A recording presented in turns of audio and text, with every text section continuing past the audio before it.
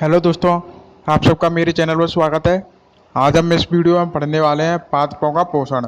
तो अब पादप अपना पोषण कैसे करते हैं, मतलब पादप जो पेड़ पौधे हैं वो अपना खाना कैसे बनाते हैं।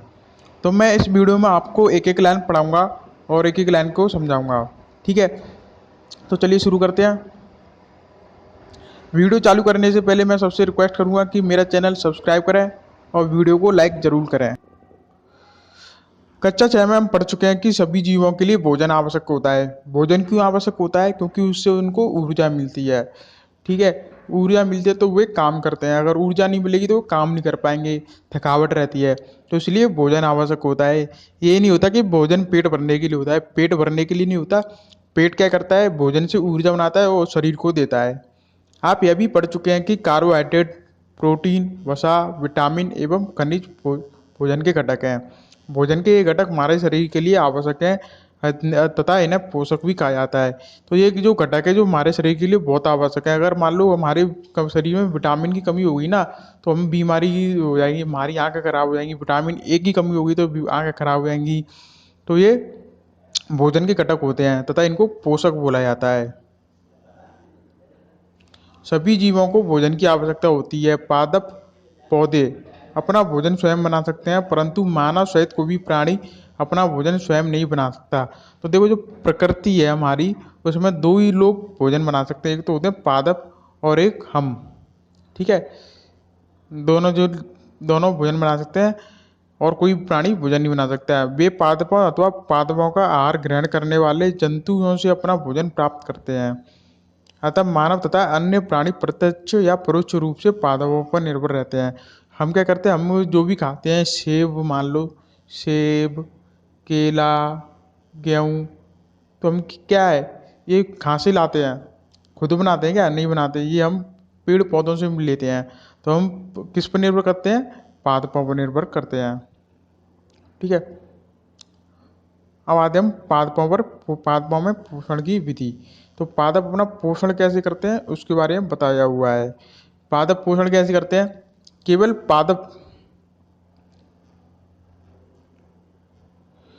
पादप ही ऐसे जीव हैं जो जल, कार्बन डाइऑक्साइड एवं खनिज की सहायता से अपना भोजन बना सकते हैं। तो पादपों को भोजन के लिए क्या चीज़ चाहिए होता है?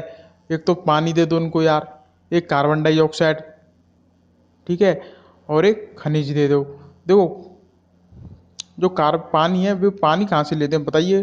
पेड़ पौधे पानी कहाँ से लेते हैं? अपनी जड़ों से लेते हैं। कार्बन डाइऑक्साइड कहाँ से लेते हैं? हम क्या करते हैं? कार्बन डाइऑक्साइड छोड़ते हैं। वाहनों से कार्बन डाइऑक्साइड छूटती हैं, जो फैक्ट्री लगी होती है उनसे कार्बन डाइऑक्साइड छूटती है, छोड़ते हैं।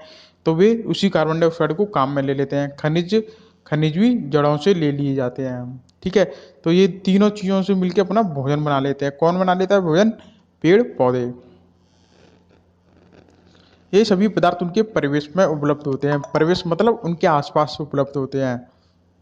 पोषक पदार्थ सजीवों की संरचना, वृद्धि तथा क्षतिग्रस्त भागों के रखरखाव के लिए समर्थ बनाते हैं। जो पोषक पदार्थ होते हैं वो सजीव मतलब जो जिनमें जान होती है। सजीव किनको बोलते हैं? जिनमें जान होती है।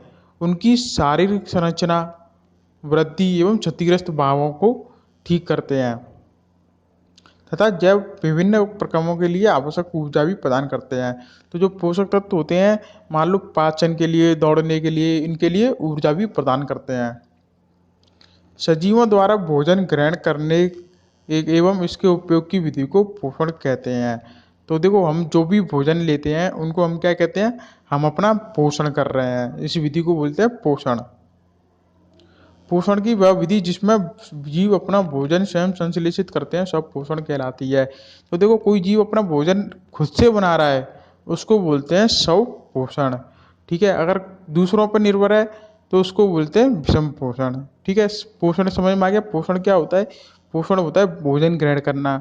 ठीक है, अगर हम खुद से भोजन बनाए उसको बोलते हैं स्व पोषण, और किसी और कोई और भोजन बनाए उसको बोलते हैं विषम पोषी। ठीक है, जंतु एवं अधिकतर अन्य जीव पादपों द्वारा संश्लेषित भोजन ग्रहण करते हैं, उन्हें विषम पोषी कहते हैं।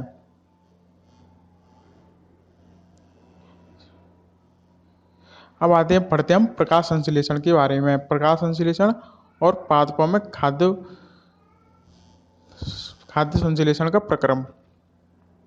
देखो, पत्तियां पादप की खाद्य प्रक्रिया होती हैं, ये याद कर लो।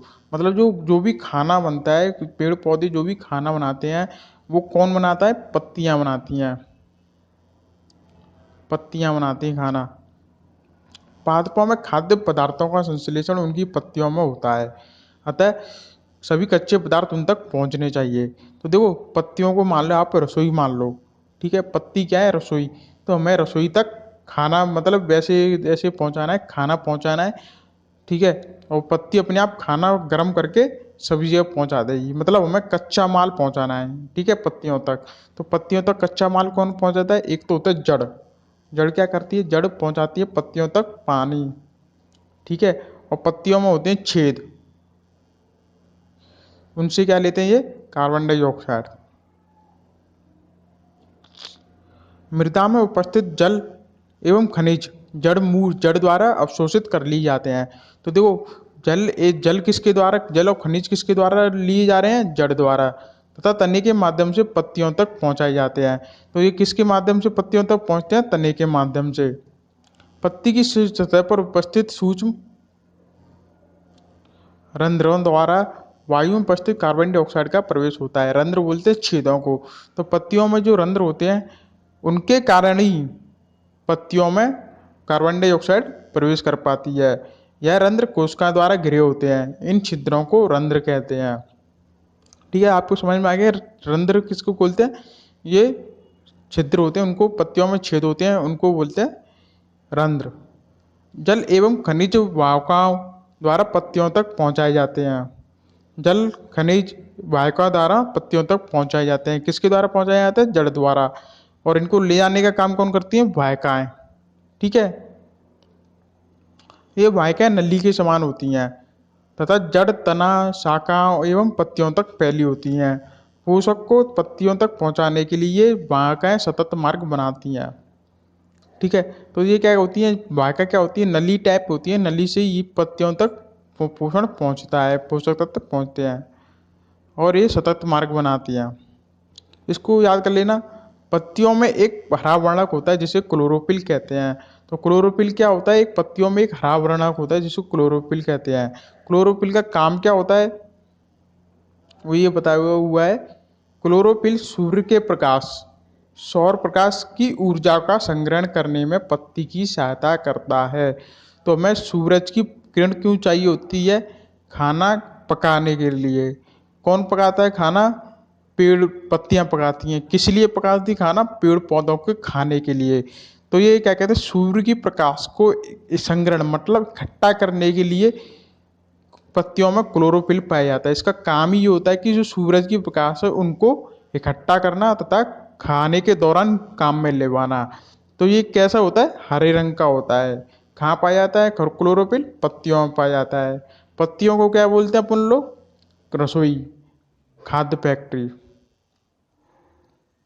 इस ऊर्जा का उपयोग जल एवं कार्बन डाइऑक्साइड से खाद्य संश्लेषण में होता है, क्योंकि खाद्य संश्लेषण सूर्य के प्रकाश में उपस्थिति में होता है, इसलिए इसे प्रकाश संश्लेषण कहते हैं। तो देखो, प्रकाश संश्लेषण क्या है? प्रकाश संश्लेषण क्या है? प्रकाश संश्लेषण है कि सूर्य की उपस्थिति में खाद्य का संश्लेषण, खाद्य पदार्थ का बनना, उसको बोलते हैं प्रकाश संश्लेषण। अतः हमने देखा कि क्लोरोफिल सूर्य का प्रकाश, कार्बन डाइऑक्साइड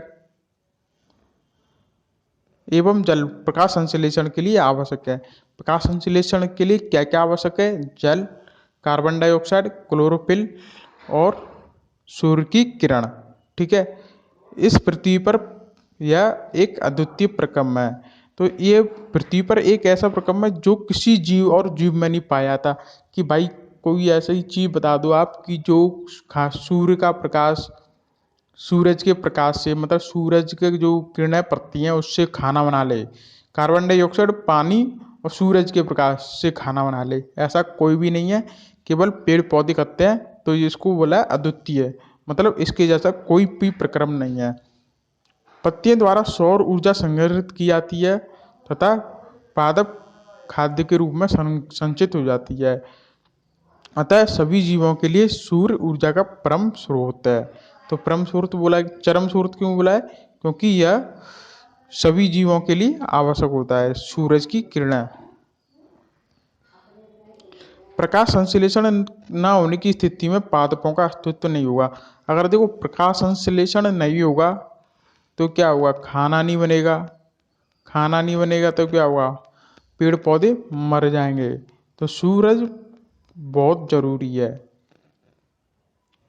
सभी जीवों का अस्तित्व प्रत्यक्ष अथवा परोक्ष रूप से पादपों द्वारा निर्मित भोजन पर निर्भर करता है। इसके अतिरिक्त सभी जीवों के लिए परमावश्यक ऑक्सीजन भी प्रकाश संश्लेषण के दौरान निर्मित होती है। देखो हम कौन सी गैस लेते हैं अंदर? ऑक्सीजन लेते हैं। ऑक्सीजन कौन बनाता है? पेड़ पौधे बनाते हैं ऑक्सीजन तो, ठीक है। ऑक्सीजन खुद क्या लेते हैं? कार्बन डाइऑक्साइड लेते हैं और छोड़ते क्या है? ऑक्सीजन छोड़ते हैं। हम क्या करते हैं? हम ऑक्सीजन लेते हैं और कार्बन डाइऑक्साइड छोड़ते हैं। तो इसलिए हमें सबसे ज़्यादा पेड़ लगाने चाहिए ताकि ऑक्सीजन बनी रहे।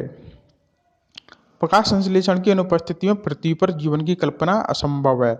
तो प्रकाश संश्लेषण नहीं होगा तो पेड़ पौधे मर जाएंगे। पेड़ पौधे मर जाएंगे तो हम अपना खाना नहीं बना पाएंगे, हम भी मर जाएंगे। हम मर जाएंगे तो हमारे हम जैसे कुत्तों को या फिर कबूतरों को खाना डालते हैं वे भी मर जाएंगे। तो पृथ्वी पर किसी भी प्रकार का जीवन नहीं रह पाएगा।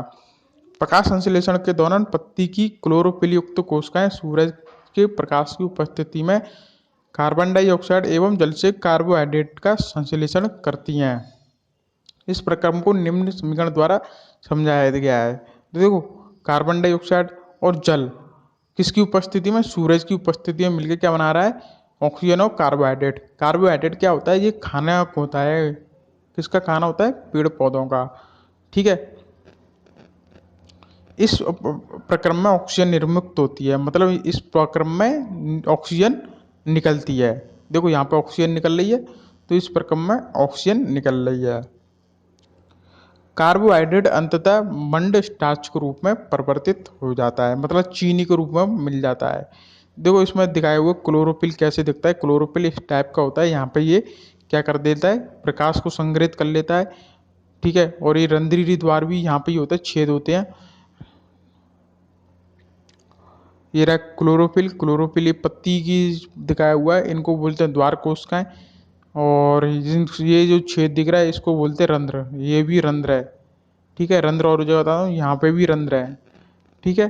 क्लोरोफिल ये वाली चीज़ें होती हैं। ये काले काले से धब्बे दिख रहे हैं आपको, ये जो क्लोरोफिल है ये प्रकाश को संचित कर लेते हैं, संग्रहित कर लेते हैं।